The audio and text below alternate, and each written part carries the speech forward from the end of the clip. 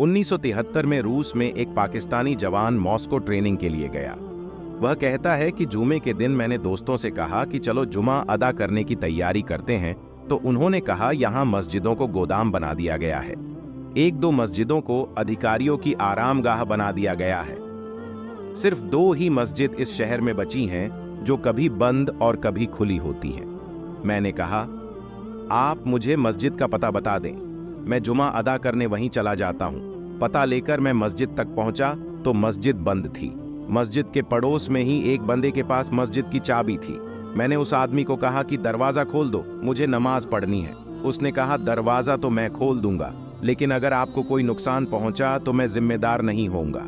मैंने कहा, देखिए जनाब, मैं पाकिस्तान में भी मुसलमान था और रूस के मॉस्को में भी मुसलमान ही हूं। मैं नमाज अदा करूंगा, चाहे कुछ भी हो जाए।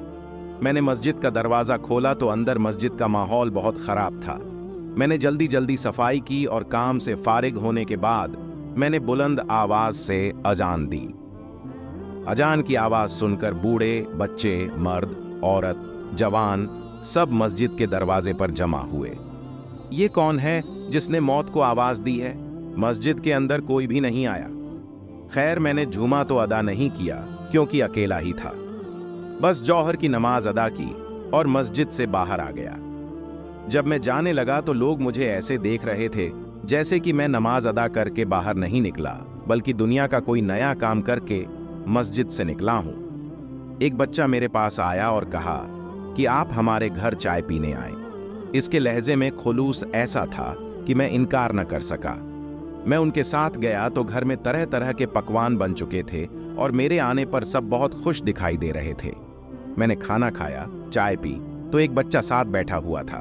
मैंने उससे पूछा, आपको कुरान पाक पढ़ना आता है? बच्चे ने कहा, जी बिल्कुल, कुरान पाक तो हम सबको आता है। मैंने जेब से कुरान का छोटा नुस्खा निकाला और कहा कि यह पढ़कर सुनाओ मुझे।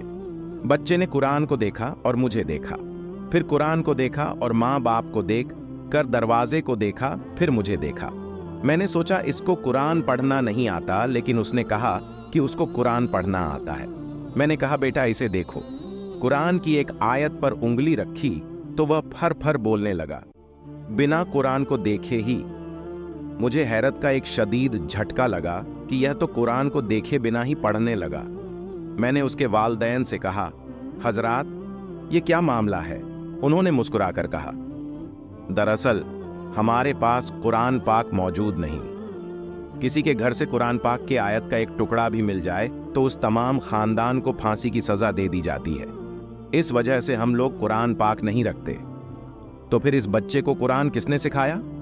मैंने मजीद हैरान होकर कहा, हमारे पास कुरान के कई हाफिज हैं। कोई दर्जी है, कोई दुकानदार, कोई सब्जी फरोश, कोई किसान।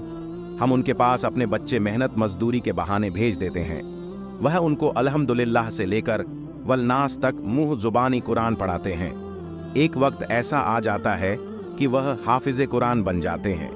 किसी के पास कुरान का नुस्खा नहीं है, इसलिए हमारी नई नस्ल को नाजारा नहीं आता, बल्कि इस वक्त हमारी गलियों में आपको जितने भी बच्चे दिखाई दे रहे हैं, ये सब के सब हाफिज कुरान हैं।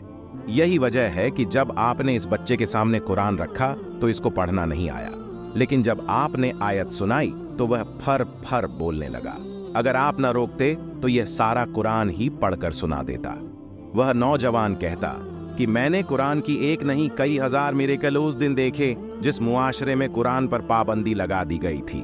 उस मुआशरे के हर बच्चे, बूढ़े, मर्द और औरत के सीनों में कुरान हिफ्ज होकर रह गया था। मैं जब बाहर निकला तो कई 100 बच्चे देखे और उनसे कुरान सुनने की फरमाइश की तो सबने कुरान सुना दिया।